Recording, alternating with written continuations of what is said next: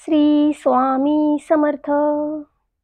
एका गावात राहणारा एक तरुण मुलगा जुन्या वाईट आठवणी न विसरण्याच्या आणि पुन्हा पुन्हा त्याच गोष्टीचा विचार करण्याच्या त्याच्या सवयीमुळे त्रासला होता. जर कोणी त्याला काही बोलले किंवा त्याच्या बाबतीत थोडेसे चुकीचे घडले तर तो दिवसभर त्या एका घटनेचा विचार करत बसायचा. त्याच्या मनात एकच गोष्ट सतत घुमत असे. मग तो एकतर त्याच्यासोबत घडलेल्या एखाद्या वाईट घटनेबद्दल आपल्या नशिबाला आणि देवाला शिव्या देत राहायचा, किंवा ज्याने त्याला काही सांगितले असेल किंवा त्याच्याशी काही चुकीचे केले असेल त्याच्याकडून बदला घेण्याचा तो मनात विचार करत असायचा. अतिविचार करण्याच्या त्याच्या सवयीमुळे त्याचे लोकांशी चांगले संबंध नव्हते, किंवा तो कोणतेही काम चांगले करू शकत नव्हता. तो सतत तणाव आणि मानसिक अवस्थेत राहायचा. त्याची अवस्था पाहून त्याच्या एका मित्राने त्याला जवळच्या बौद्ध मठात राहणाऱ्या एका जैन गुरुकडे जाण्याचा सल्ला दिला. तुझ्या या मानसिक समस्येला ते गुरु नक्की उपाय सांगतील. तो तरुण मुलगा जिन मास्टरकडे जातो आणि त्याची समस्या सांगतो की तो त्याच घटनेचा वारंवार विचार करतो आणि जुन्या वाईट गोष्टी किंवा आठवणी विसरू शकत नाही.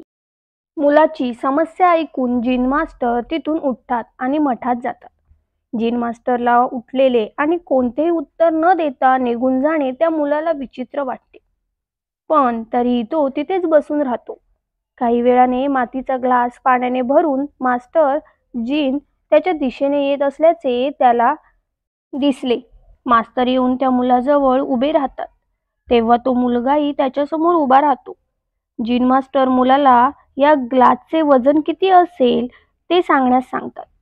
मुलगा म्हणाला, मला नक्की सांगता येणार नाही, पण या ग्लासचे वजन खूपच कमी आहे. आता जिन मास्टर गंभीरपणे म्हणाले, माझा प्रश्न आहे की जर मी थोडा वेळ हा ग्लास धरून उभा राहिलो तर काय होईल? मुलगा म्हणाला, काही होणार नाही. मास्टर जिन यांनी मग विचारले, काय होईल जर हा ग्लास मी 1 तास असाच धरून ठेवला तर? मुलगा म्हणाला, तुमचा हात दुखायला लागेल. जिन मास्टरने मग प्रश्न विचारला, जर मी हा ग्लास दिवसभर असाच धरला तर मग काय होईल?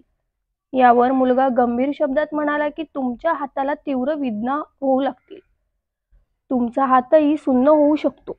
यामुळे तुमच्या स्नायूंवर गंभीर ताण येऊ शकतो आणि हातालाही इजा होऊ शकते. जिन मास्टर म्हणाले, खूप छान, पण या काळात ग्लासचे वजन बदलले का? मुलगा नाही म्हणाला.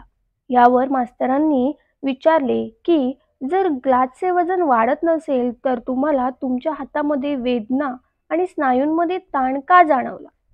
मुलाने उत्तर दिले की ते जास्त वेळ पकडून ठेवल्यामुळे असे होते.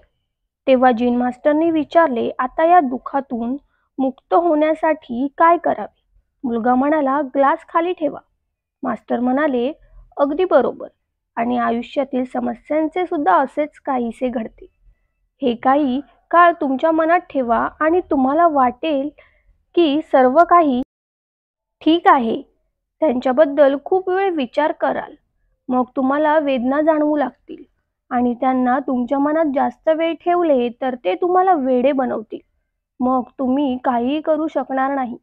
त्या मुलाकडे बघत जिन मास्टर म्हणाले, आपल्या आयुष्यातील भूतकाळातील चुका आणि घटनांचा विचार करणे महत्त्वाचे आहे, परंतु ते त्याहूनही महत्त्वाचे आहे की त्यांच्याकडून काहीतरी शिका आणि पुढे जा.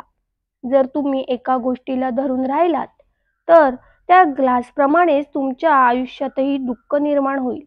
जर तुम्ही आज तुमचा भूतकाळ घेऊन बसलात तर आजही तो तुमच्या हातातून निसटून जाईल आणि नंतर तुम्हाला भविष्यात त्याचा पश्चाताप होईल.